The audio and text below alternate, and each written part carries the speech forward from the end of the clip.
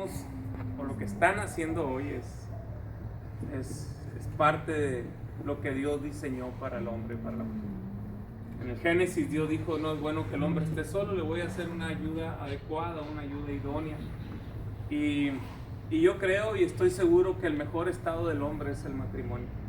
El mejor estado de la mujer es el matrimonio. ¿Por qué? Porque ahí es donde se deja legado. Ahí es donde se deja, donde se cierra el ciclo del propósito de Dios, que es crecer y multiplicarse. Y es una bendición, dice la palabra de Dios, que el que encuentra esposa, encuentra bendición y el favor de Dios. ¿Quién iba a pensar que cuando ibas al trabajo te ibas a encontrar con una bendición, verdad? Al revés, ¿quién iba a pensar que ibas a encontrar al hombre de tu vida? Porque creo que es el hombre de tu vida, ¿verdad que sí? y pensando en el matrimonio, que hoy en día como que ya nuestras generaciones no lo toman tanto en cuenta, y creo que, como dice la palabra de Dios, que todo va a pasar, pero su palabra no va a pasar.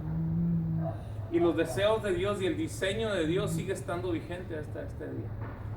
Y yo los felicito por su matrimonio. Y bueno, les traigo un texto en la Biblia muy importante, que es donde Jesús hizo su primer milagro, y curiosamente fue en una boda, en las bodas de Caná. Y les voy a leer una parte de esta historia que dice: al tercer día se hicieron unas bodas de Caná de Galilea, y estaba ahí la madre de Jesús, y fueron también invitados a las bodas de Jesús sus discípulos. Y faltando el vino, la madre de Jesús le dijo: no tiene vino. Jesús le dijo: ¿qué tienes conmigo, mujer? Aún no ha venido mi hora. Y la madre dijo a los que servían: hagan todo lo que él les diga. Y estaban ahí 6 tinajas de piedra para el agua, conforme al rito de la purificación de los judíos, en cada una de las cuales cabían 2 o 3 cántaros. Y Jesús les dijo: llenen estas tinajas de agua, y las llenaron hasta arriba. Entonces les dijo: saquen ahora y llévenlo al maestresala. Y se los llevaron. Y cuando el maestresala probó el agua hecha vino, sin saber él de dónde era, aunque lo sabían los sirvientes que habían sacado el agua, llamó al esposo y le dijo: todo hombre sirve primero el buen vino, y cuando ya han bebido mucho, entonces el inferior, mas tú has reservado el buen vino hasta ahora. Este principio de señales hizo Jesús en Caná de Galilea y manifestó su gloria, y sus discípulos creyeron en él. Después de esto descendieron a Capernaum, y su madre y sus hermanos y los discípulos, y estuvieron ahí no muchos días. Está muy interesante esta historia porque, en primer lugar, muestra el deseo, o Jesucristo como que valida el matrimonio, porque él fue a la boda, fue invitado a la boda, y él asistió a la boda y estuvo en esa boda.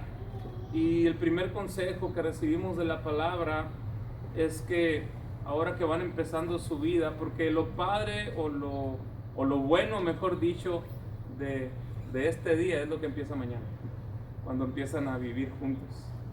Ahí se sabe y se empiezan ahora sí que a vivir el matrimonio. Hoy es muy bello, este día es muy bello y es muy alegre, música, comida, fiesta, pero se empieza a escribir su historia, la historia de ustedes el día de mañana, una nueva historia juntos. Y lo que tenemos que entender es que ahí pues se acaba el ego, porque se empiezan a compartir todo. Ya no, las cosas ya no, mis planes ya no son solamente míos, mis sueños ya no son solamente míos, ahora los tengo que compartir con alguien.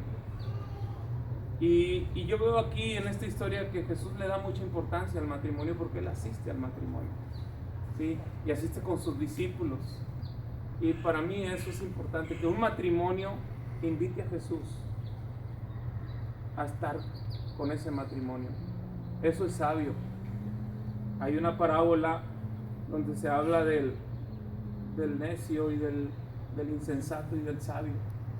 Los dos reciben las mismas instrucciones. Los dos reciben la misma palabra, dice. Pero uno decide hacer caso y otro no. Uno pone su casa sobre la arena y otro su casa sobre la roca. Y a los dos, curiosamente, les vienen las circunstancias difíciles. Uno se mantiene firme y el otro no. ¿Y cuál fue la diferencia? Que uno fue obediente a las instrucciones que recibió. Y las instrucciones que vienen en la palabra de Dios, en la Biblia, son tan firmes, tan buenas, tan sabias, que hace que tu matrimonio esté sobre la roca. Entonces, invitemos a Jesús. Hagamos de la palabra de Dios nuestro manual, porque ¿quién sabe cómo nos va a ir en el matrimonio? Nadie. Pero si tenemos instrucciones claras de qué hacer, en qué momento, nosotros podemos sacar nuestro matrimonio firme en la roca, aunque vengan tormentas, porque va a haber tormentas. Sí va a haber, y no se los estoy profetizando, pero va a haber tormentas. Y yo creo que hay muchos matrimonios aquí que les pueden confirmar eso. Porque el matrimonio es una purificación. Pero si ustedes hacen lo que Dios dice la palabra: lámpara es a mis pies tu palabra y lumbrera mi camino. Curiosamente, cuando Josué iba a conquistar la tierra prometida, Dios no le dijo a Josué: prepárate con lanza y jabalina, hazte diestro en karate. No le dice en estrategia militar. Lo que le dice Dios: medita en la palabra de día y de noche, no te apartes de ella ni izquierda ni a derecha, así harás prosperar tu camino y todo lo que hagas te va a salir bien.